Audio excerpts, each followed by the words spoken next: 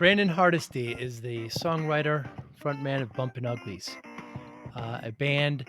They get put in the reggae genre, but they're much more than that, I feel. But incredible songwriter, incredible musician, great band, Bumpin Uglies. Really enjoy their music. Brandon talks about his songwriting process, uh, who his favorite Beatle is. I was very shocked at that, by the way. And we talk about the reason why he writes some. He's a new father, how music, songwriting has changed for him. They're just about to go on tour. Uh, Bumpin Uglies are in the fall, and I hope to see them live this fall. But a great interview with Brandon Hardesty of the Bumpin Uglies. I know you're going to enjoy it. Thanks for listening. Hi, I'm Joey Pinz. People ask me, how did I lose 130 pounds? The quick answer is always discipline. I started my business, wasn't paying attention to my health, was eating too much, drinking too much sweets. My daughter was born. Next thing I know, I'm pre-diabetic, I have hypertension. I knew something had to change. Discipline. I, like many of you, have faced many challenges in your career, in your family, in your life, in your faith. How did you attack them? How did you approach them? How did you solve them, hopefully? It all had to have some degree of discipline. I'm also asked, how did you found and start a tech business that lasted over 25 years? Discipline. I was committed to it, enjoyed technology, didn't enjoy some aspects of it, but knew it was necessary. Discipline. Our podcast mission, how do we use discipline to better ourselves and society? Join me, please, as I talk to interesting people and discuss how they use discipline in their family and their passion and their careers and how it helped them. Our podcast vision, growth through learning from others. Joey Pinz Discipline Conversations. It'll be light and serious. Join us, please. Thank you for consideration. It's a great pleasure to meet you, man. Really, really great pleasure. Thanks for doing this. Yeah, man. Thanks for having me. So I just want to start off. Is it a good time right now to be an artist? Not really. No. Explain. I mean, COVID is forcing us to like constantly reimagine how we make a living. You know, like the rules of engagement are changing from week to week. It's honestly kind of terrifying. Interesting. And yeah, because streaming, I mean, this kind of, it's not good for artists as well. You know, streaming is actually all right. Like I don't have any other frame of reference because I came of age essentially in the streaming era, so I never made any substantial money from like quote unquote record sales. It's always been streaming, and it's a big part of our business is streaming, and it's been consistent. And it makes enough. I feel like we get a fair shake off of it. Could we make more? Sure, but I mean, it's all right. The thing for me is like a big part of our business model has always been touring, and that's where COVID has complicated everything. Is because it's just everything's just weird and uncertain. Yeah, and especially what's happening now. I'm fortunate. I get to talk to some artists, and the last number I heard was like 0.003 cents per stream. And there's a movement to make it to a full penny, which I guess iTunes and some of them are a bit more receptive to. But even Spotify has areas now where you can donate directly, and the artist gets it directly, and Spotify doesn't take anything. I mean, these kind of initiatives should be they look positive anyway. Yeah, I mean, I'm into it. You know, the more money for artists, you know, it makes it easier. You don't have to depend on touring so much. I'm not really sure how the economics of that would work. Like you say, like a penny per stream. I don't know where that money would come from because then like at that point, I feel like that's putting extra. It's going to raise the raise the cost that people have to pay for Spotify monthly, right? I would imagine, or Apple Music monthly. Um, there's been a few different pieces of legislation that have passed in regards to getting more money for people, and I just don't follow it close enough to like really speak with an educated opinion on it. But I'm I definitely support more money for artists for sure. Absolutely. I just don't know where. I don't know how to make it Well, work. Yeah. Apple's $1 trillion company. Certainly they can, Spotify's not quite there yet, but I think they can. I don't know, between you and I and whoever else is listening, this certainly they can give a little bit more of the pie to the artist. Just my humble opinion. But yeah.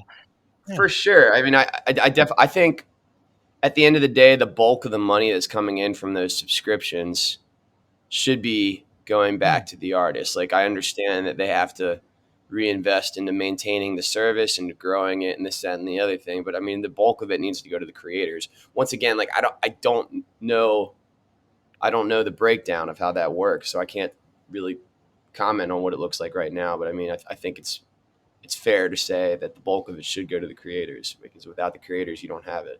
I agree. A great quote I heard: record companies will come and go, but the artist will always be there. Prince had a great quote. Somebody asked him, how's the record business? And his quick response was, I'm not in the record business. I'm in the music business. Yeah, well, that's kind of the way I've always thought about it. Like, I just try not to stress it. I mean, I like playing music Mm. live, like, and I like touring. I enjoy it. There's the creative aspect of everything, which is like the studio game and recording music, and then there's the human interaction of it, which is going out and playing that music for people. And we've been very fortunate. We're able to make a pretty solid living doing that.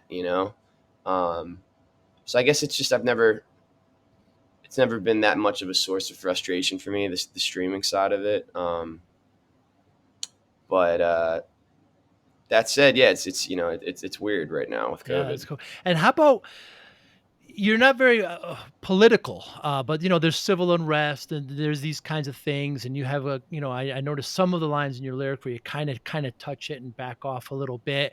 But is it a great time to make your voice known with those conditions happening?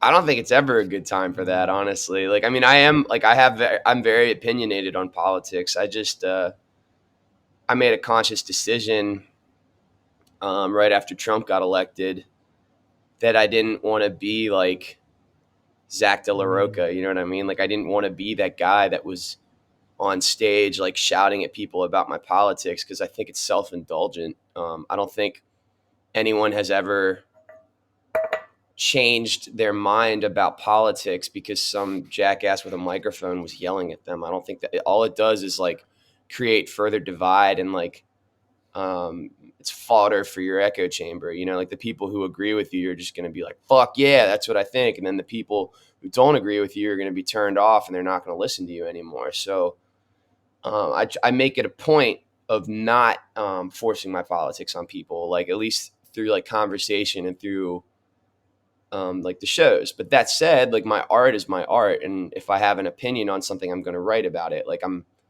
pretty opinionated on healthcare, and I believe in socialized healthcare. So that's where our song "Underinsured" came about. But it's like, I'm not gonna, we play the song. I'm not gonna go on a rant and tell people why I think socialized medicine is a basic human right. I'm just gonna play the song, and they can listen to the lyrics, and they can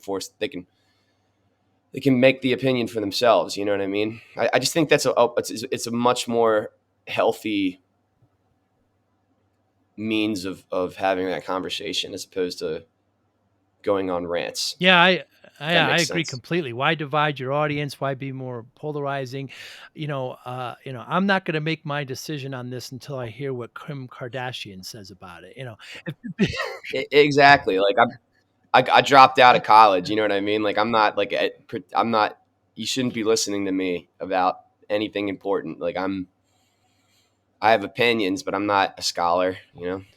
but you're an incredible songwriter. I really really enjoy your music and your lyrics. Now, when you write, do you have something that comes first, the music or the words? No, not really. Like I'm always kind of writing.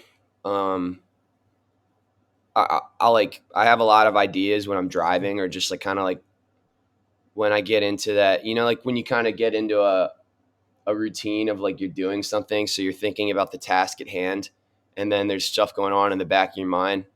I'll get like one-liners and stuff like that. Then I'll kind of like write those down and just record them in my notes on my iPhone, and then I'll flesh those out as I try to treat songwriting as a Hmm. job, in the sense like when I have the time for it, I'm disciplined for it. Like I wake up in the morning and I make a pot of coffee and I come down and I make myself write, regardless of whether or not I have something Wow. to write about. It's just the exercise of writing, and just to create something, and sometimes what I'll write isn't any good. It's not something I want to use. But then a lot of times it's because it's just a craft. It's just a skill set like anything else. Like you develop it, you like build the muscles. So I make myself do it, even if I'm not inspired. But then there's times when I'm like really feeling something that I need to get out, and I use my songwriting as a means of journaling or getting out those emotions and thoughts, and that's like much easier to do, and I'll get those lyrics out. But that's like on the lyric side, and then on the other side, the guitar stuff, it's just like kind of the same thing. Like I'm like I'll pick up the guitar and I'll come up with a riff, or I'll come up with whatever, a progression, a melody, and I record it. And sometimes it's like I sit down and I try to flesh out the entire idea, and then other times it's just like, well, I have this riff that I came up with a while ago, and then I had these lyrics that I came up with a while ago, and it's like kind of will fit together like that. Wow. So going back, I have two quick questions on that. One is when you receive that inspiration, when you're not staring at the blank page, but you're not forcing yourself to write, you're doing something else. Do you immediately have to kind of run to the guitar and kind of, like you say, flesh it out? Or do you kind of record it on your phone and let it sit? I just record it on my phone and let it sit Wow. usually. Yeah. And that moment of inspiration, like what triggers that? I'm fascinated by this process from great artists. It's it's different every time. Um from a lyrical perspective, I'm like really um into just the human condition, I guess, and like I really like I kind of come from the school of like Johnny Cash and John Hmm. Prine, where I just want to talk about kind of like everyman emotions, things that are kind of timeless, and they don't they're not specific to like a social class or a race or a gender or whatever, just emotion, basic human emotion that you can kind of feel with whatever. So like when I think of something like lyrically, like because it kind of, for me, it all starts with lyrics. But like if I think of something that's like striking enough that I think it's going to resonate with like the majority of people who are going to hear it, like it's going to make them feel something, then to me that's inspiring. That's exciting, and I want to explore that. That's fascinating. So when you're writing, you're thinking, how will the audience receive this? Yeah, and I kind of use myself I use myself as kind of a springboard for that, I guess, just because I'm a very emotional person. I think I'm very empathetic, and I just feel things very deeply. So like if something hits me in a certain kind of way, and I think it's general enough where it can make other people, I think it's going to have that effect on other people. That's, to me, it's worth fleshing out and exploring. Very cool. Have you ever written something that you feel is in someone else's voice? Yeah, I do that a lot actually when I'm trying when if I'm like struggling with something, or if I just if I feel like I've done it as I've gotten older, because like when I was younger, I was like way weirder about it. I thought it was like disingenuous, but like it almost keeps it interesting, and it allows me to like talk about things that I haven't lived, but I think I still understand from like, I love stories. Like I love a good story. I love like a good movie. I love a good book. Anything that's like kind of like captivating. So to me, like that's like what I like. One of the things I try to do is like I try to immerse people in my songs and tell stories. So like a lot of that is like using other people's voice. So it's like if I have once again, it's all about the idea. Like if I have an idea that I think is worth exploring like that, then I'll definitely do it. Um, like so our song Suburbia is like all about like opioid addiction, and it's not a real story, but it's a story. It's about like a fake person that I kind of created based off a bunch of kids I grew up with who had like similar parts of that. I took like different examples from different lives to create this story. I mean, at that point, you're a fiction writer. At that point, I mean, you're an author.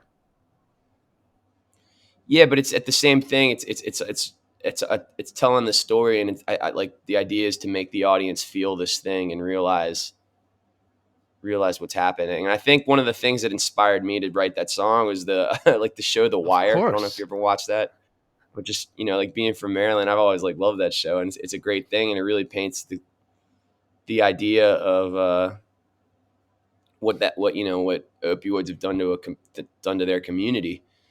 And I just thought that was like a story worth telling. Like as far as I'd known, there wasn't really a lot of people talking about like what prescription pills have done to middle class white kids. And it's an epidemic of my generation. So I just thought it would be a cool story to tell and like, kind of do it in that same like they do it over 5 seasons. I tried to do it over 3 verses, but And there's plenty of room to I don't know. expand there, I'm sure. There's a story that I always hear, I don't know if it's true, but when Bob Dylan wrote All Along the Watchtower, like Jimi Hendrix performed it live within a week or so, and when Bob Dylan saw and heard it, he said, "That song was never mine. It's always been his, and I'll never do it again." So there you have an example of doing something in somebody's voice, and they wanna be separated from it. Have you ever heard the story before? What do you think of that? I never heard that, but it's really cool to me that like it takes me to "Hurt" by Johnny, Mm. like or by Trent Reznor, who wrote it, but then Johnny Cash played it, and Trent kind of said the same thing. He's like, that's Johnny's song now. Oh, geez, that just gave me chills. Yeah, yeah, that I know I've heard Reznor do it, and then when Johnny Cash does it, it is a moving song. You know, I want to talk about some of your songs. You covered 2 Beatles songs that I never hear anybody cover, and, they're both Paul songs, "Oh Darling" and "Rocky Raccoon" you kinda did acoustically, but I Yeah, enjoyed your take on both of those. Uh, are you more of a Paul than a John guy? definitely. And I'm more of a George guy than a Paul Interesting, guy. interesting. Yeah, George is my favorite Beatle, and then I'd say Paul's my second favorite Wow. Beatle. I mean I think John Lennon's pretentious as shit, honestly. But he's like, I mean, he was brilliant. He's just a little too much of a hippie for me, I he think. definitely certainly yeah, and, uh I think him and Paul made the great but All Things Must Pass, George's album, right afterwards, which right after they broke up, which many of those songs were done during the White Album, but Paul and John didn't wanna release it, is a masterpiece of music. Yeah. I Mhm. mean, George Harrison is so, underrated. I wonder if he would have been that great of a songwriter if he didn't have those 2 around. What do you think? Hard to say? I don't know, I think they probably all learned from each other. I think it's like I think the Beatles kinda became the Paul and Mm, John show, you know? And Paul's great. I mean, Paul and John are great. I just think George had, like, just really cool sensibilities. I think, like, for me, like, when I think of the Beatles, like, Paul was, like, very professional and driven and just yeah. methodical with his songwriting. And then John Lennon was very idealistic and, like, whimsical and, like, just more the weird artist type. And then George was just like cool and wrote just like these cool like emotional songs, like something. Like something is like one of the best songs in the Beatles catalog, I think. And like Here Comes the Sun.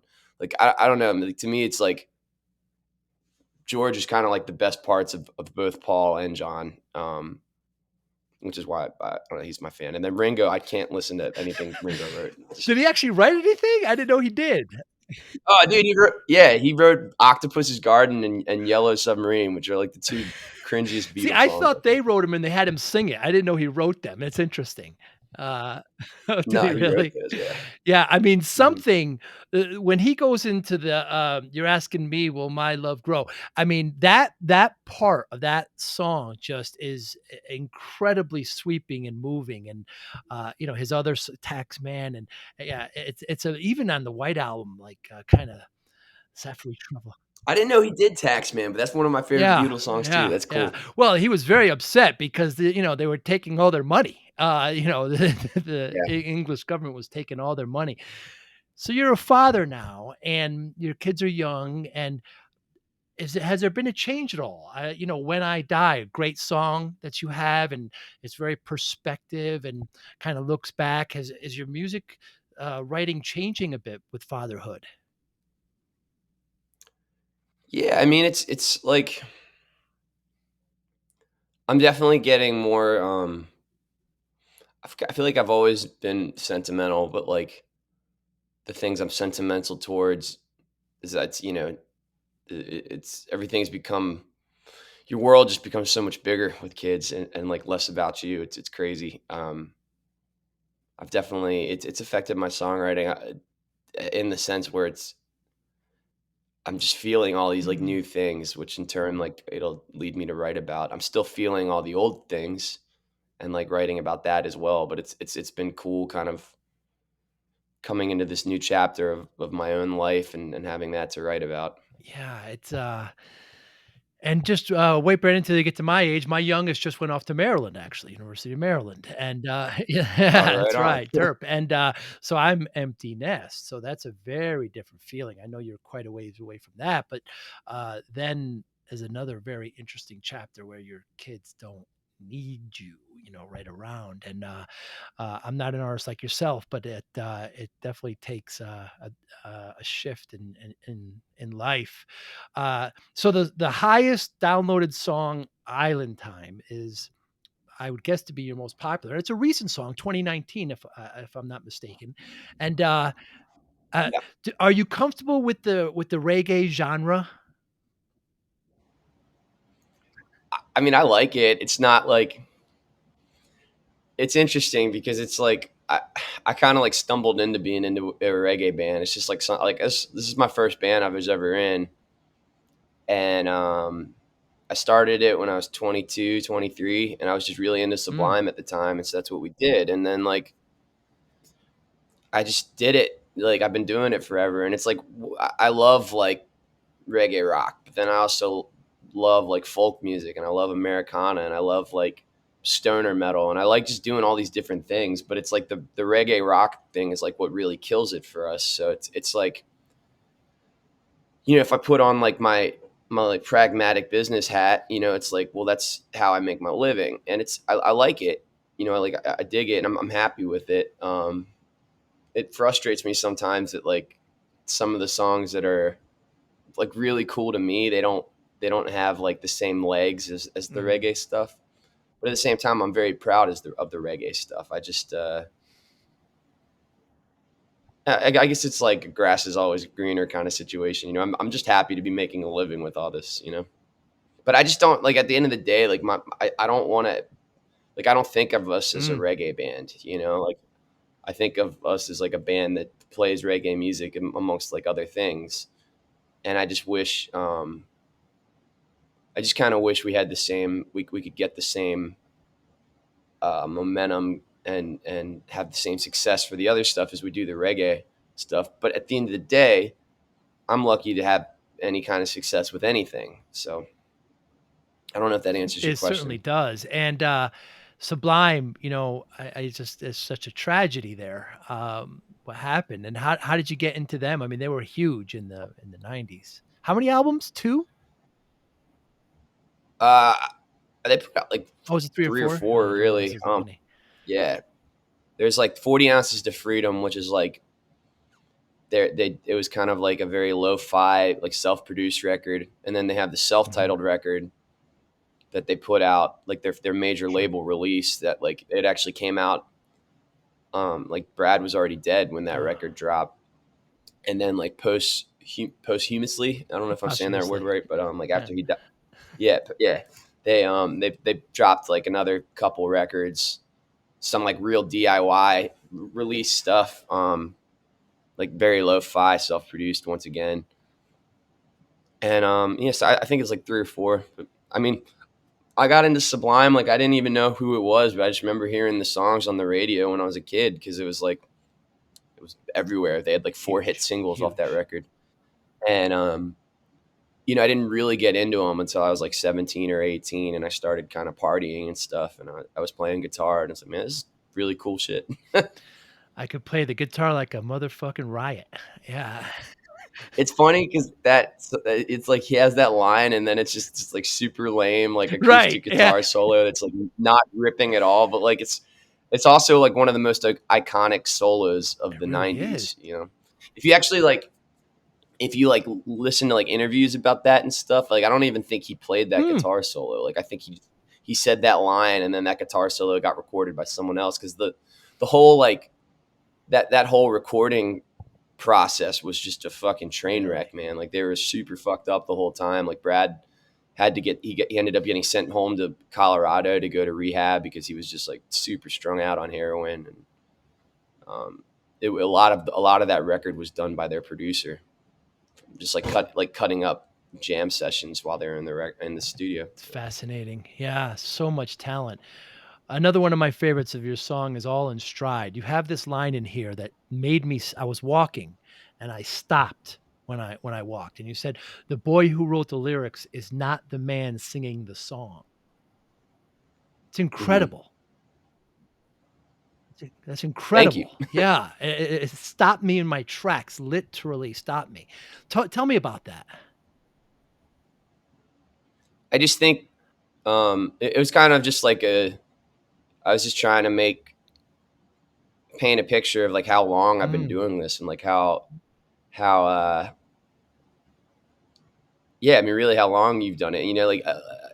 Like you're constantly changing. Like we as people are constantly changing, and it's like I'm singing songs that I wrote when I was 23, and I'm 35. You know what I mean? Like I am not the same person anymore, and it's you still you sing these songs because they're the songs. That's what people wants to hear. But it's like singing about these emotions that I felt a million years ago that I don't think like that anymore, and it's just kind of funny. I guess it was just a funny thought to me, and it was a funny way to say it.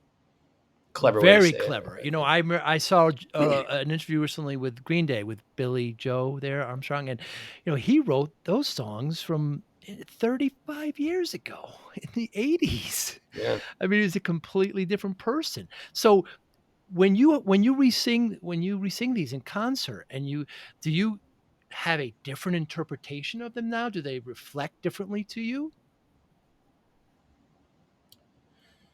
Not really. I don't really think about it like when I'm Mm, singing them. I just try to just worried about playing them right. well, and I try to like put emotion behind it when it's appropriate, and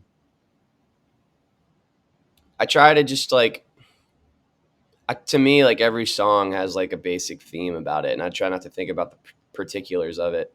But I guess I kind of try to get into that headspace of just the overarching emotion when I sing them. To me, All in Stride is kind of it's just It is defiance. defiance, yeah. you know.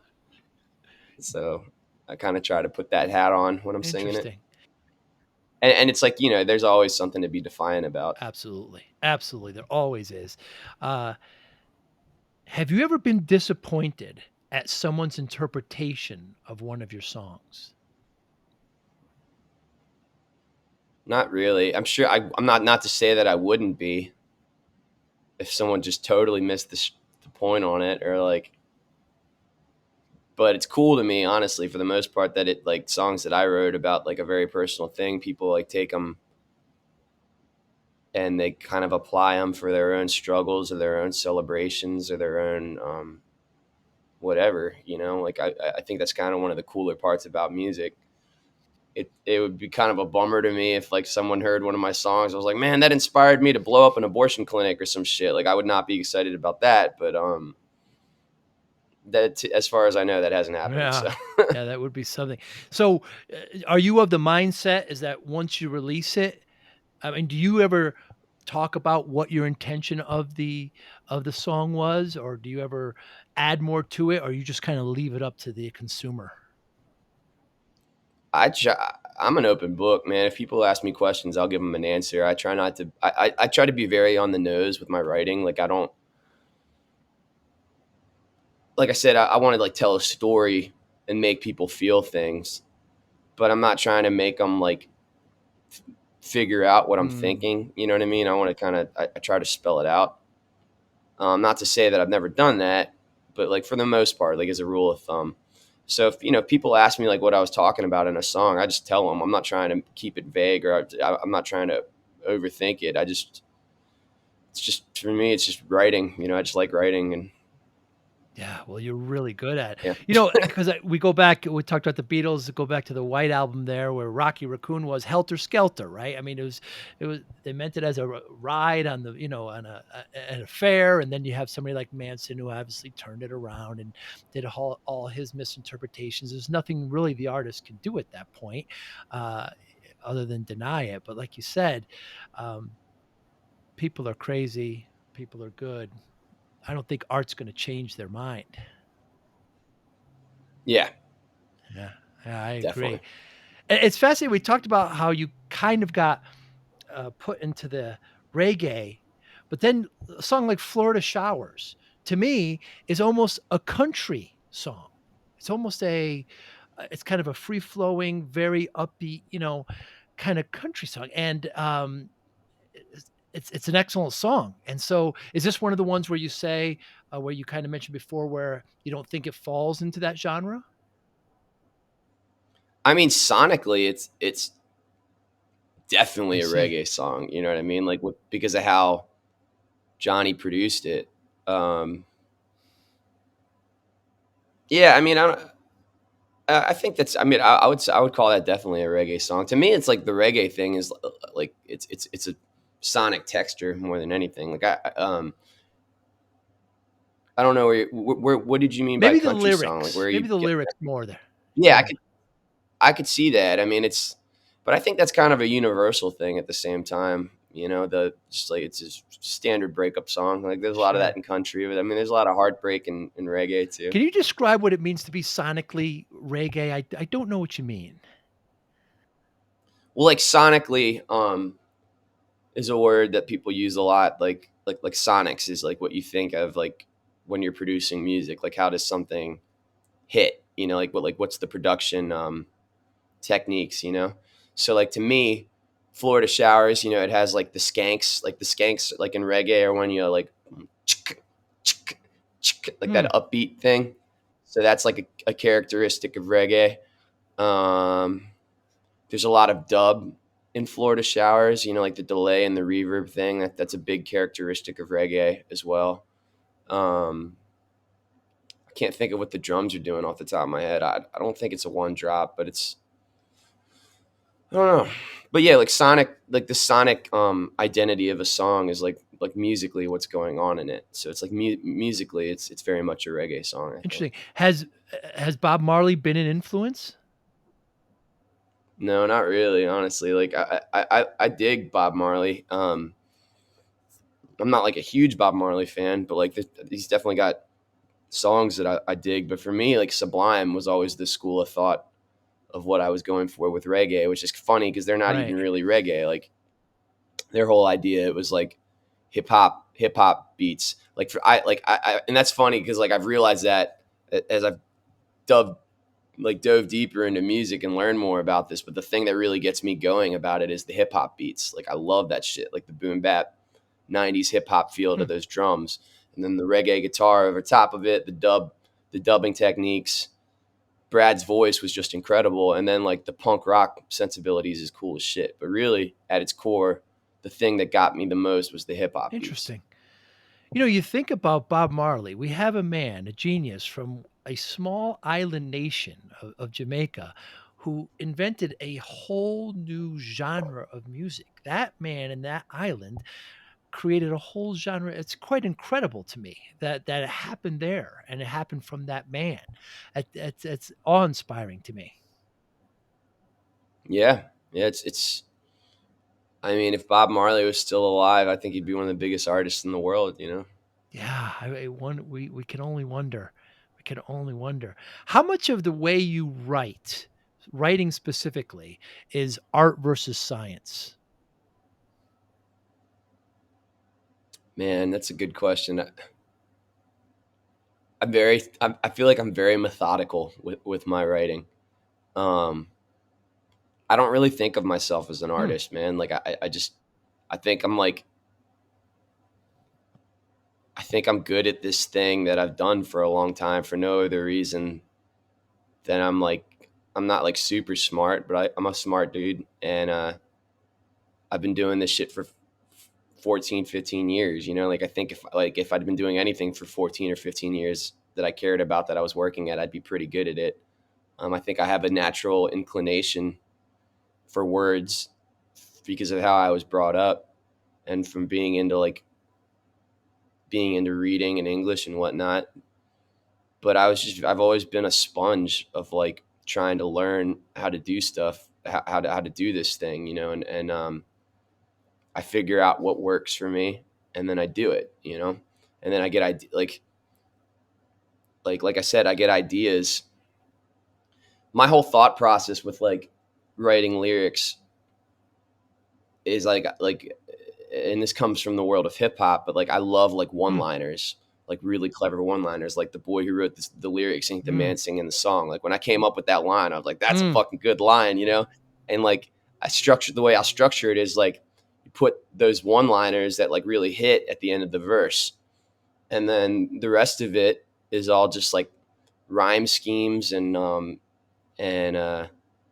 you know, rhythm structures like for the cadence and whatnot, and just making sure it flows and whatnot.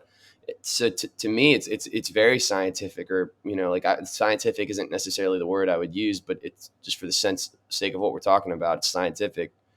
It's just methodical. Like I figured out a way of writing that works for me, and I try to do that, and then where like the artistic side of it comes in is like I'll be inspired by stuff that I hear that I like that makes me feel something, and then I'm like, whoa, that's cool. I'm gonna try and incorporate that into what I do, and then I'll try and do different things based off other things that I've heard that I like, and I just try to kind of work them into my thing. But I'd say it's mostly following a recipe or a formula that I've kind of developed over my 14 years of doing this. Yeah, because when I hear you say kind of sonically, and you talked about hip hop beats, it does formulaic sounds a bit too mechanical, but and you kind of force yourself at times to write. This is very, like you say, methodical and disciplined. I talk a lot about discipline, uh, but and then you kind of introduce the art the other way. You get inspired by it. You see other things, you get inspired, and then that kind of makes the complete song. But it seems to me you're more scientific than perhaps or perhaps I would have imagined you were. Yeah, I think it just comes from I'm a control freak, Mm, you know. Like I really like to be in control of my situation, and I just don't like the idea of like sitting around and waiting for mm. inspiration or whatever. Like, and I don't like the idea of not being in control of my own destiny. I think that I'm good at what I do because I've developed it, and I think that if I force myself to do it enough, you know, just because my mind, like literally, like I've spent my entire adult life developing my mind to think about like songs and lyrics. So as long as I have the discipline to make my mind work on that, you know, I will come out with stuff that's good. It's just a matter of, you know, not everything's going to be good, but I have a good head for it, you know, like assessing my own work and figuring out whether it's good. It's just a matter of making myself do it. And I really think that most creatives Hmm. are like that. It's just a matter of whether or not they treat it as such. Like I think a lot of people get caught up with the romance and the artistry of being a quote unquote artist or a creative, but I think discipline is important, you know, for making it happen. Not to say that there's nothing to be said for being particularly inspired, but I mean, if I think for me personally, if I just sat around and waited to be inspired to write, I would write 4 songs a Hmm. year, 5 songs a year, maybe, you know. And how about your live shows? What's the pie split between artistry and science there when you're performing live? When we're doing it live, I just try to make it a fun show, like for people. I try to make an enjoyable experience. Um, I've always been like, even when I was in school, I was always trying to make people laugh in class. You know, like I was not very good at school, but I was always a clown, like clowning. And I kind of try to do the same thing at the live show. I just want to make it like a fun party kind of thing. Um, a lot of I found like something that's very easy is kind of being self-deprecating. People Mm, like mm. that, you know. But um, I don't know if like how that factors into artistry versus science, but I kind of just follow my gut in the live situation. You know, we make a set list and I'll call out audibles as they're appropriate, but other than that, I just follow my gut. There you go. There's where the artistry comes in. What should people that go to your show, how should they behave and what should they expect? Just come in ready for a good time and a positive attitude and be good to the other people you see there. Um, you can expect a good live show, like a high intensity live show. And we're just a live band. You know, we don't use backing tracks. We're out there just playing music and having a good time and engaging with the audience and just trying to just rock melt people's fucking faces, really. Make them dance, Yeah, you know. I mean, we have a mutual friend, of course, that made the introduction, and she's been talking about you and your band for a long time. I got into you. I haven't seen you live yet. I've seen the videos live, but I look forward to doing it. You're going on tour this fall, correct? Yes. Yeah. Yeah, that's great to hear. Well, Brandon, you're an absolute delight, man. I really appreciate your time today. So, how can people support? How can they get in touch with the Bumpin' Uglies? Um, I mean, the best way to support is, you know, buy some merch. We have a merch site, bumpinstore.com, where we have a bunch of stuff for sale. Coming to a show, buying tickets is a great way, and you can check us out. We have a really cool community Yeah, on Facebook called Uglies Nation. Um, just following that, you can check out our website, bumpinuglymusic.com. But yeah, I mean, just checking us out, buying some merch, and telling a friend about us, and dragging that friend to a that's right. show. Yeah, get them there. And all shows are still on this fall. There's no cancel. We're still going to have shows in the fall as of right now.